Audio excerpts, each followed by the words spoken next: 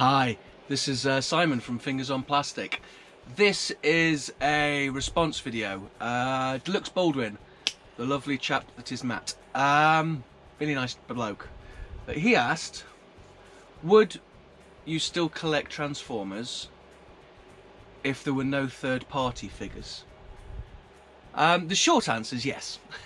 I got back into collecting Transformers with the 20th anniversary Optimus Prime. I remember I saw him in Toys R Us and I was just like, yes. So that's got me back into Transformers, and I got the Masterpiece line. So there's sort of more collector's things. I didn't really get many toys for a while. Toy-wise, I only really started. So I categorise them as toys or collectors. So like the Masterpiece things are like toys, but I consider things like Combiner Wars and Siege and most of the Chuck things like that, you know, the Generations, that they're the toys. Whereas, you know, if it's over a certain price point, I think. Anyway, pop my teeth back in. Third parties exploded. There's no doubt about it, and they enhanced the line, but they didn't create the line.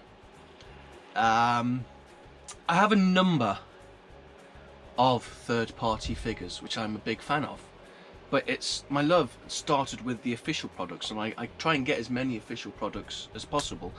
In fairness, they have been waning recently, Masterpiece scale-wise, because I'm not particularly into Beast Wars or Beast Machines. It doesn't really do anything for me.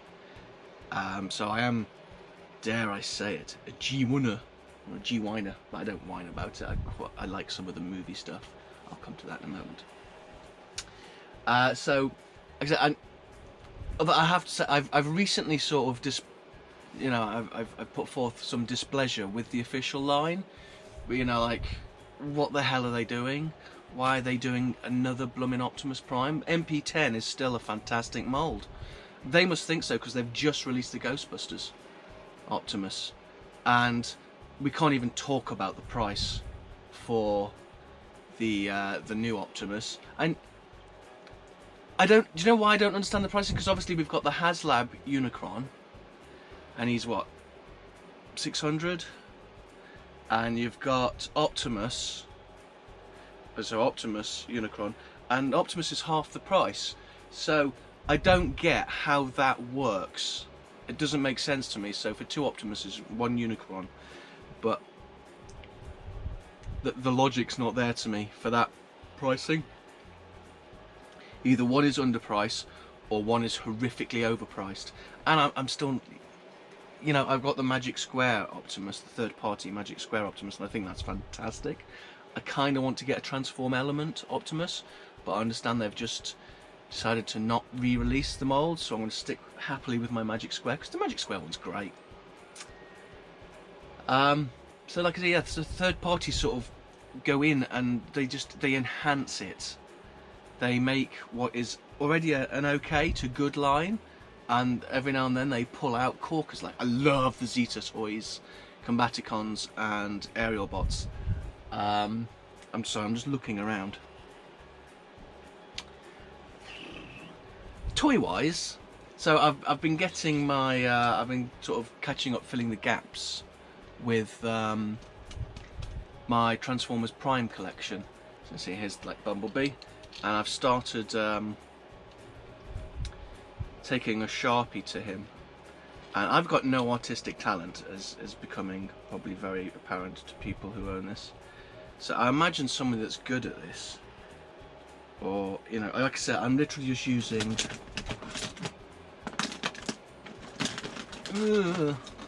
Sharpies and just colouring on it. And, you know, I think this Bumblebee's looking a lot better. If people with talent, you know, they get the, like, whoever can paint those little, you know, the Warhammer, is it Warhammer? You know, the little 40,000 things, the Red Legion and those guys. Whoever can paint them would probably do a masterful job on some of these toys. And it would be interesting to me because you don't see many. I mean, are there many third-party toys? I've not seen any. I'd like some. You know, just some deluxe scales of the Prime, because like I said, this is like the Wheeljack figure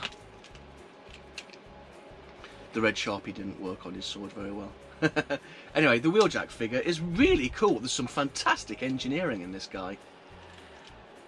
Better so than what I thought a lot of the Combiner Wars and things like that was.